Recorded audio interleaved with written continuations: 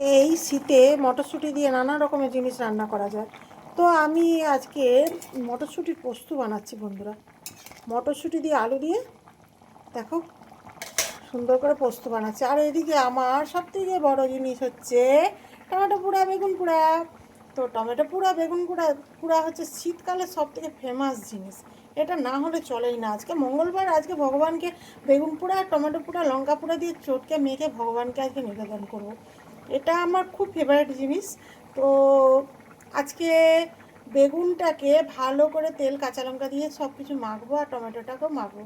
আর আরেকটা জিনিস এখানে বানিয়ে রেখেছি, সেটা হচ্ছে তোমাদেরকে দেখাচ্ছি, দাঁড়াও।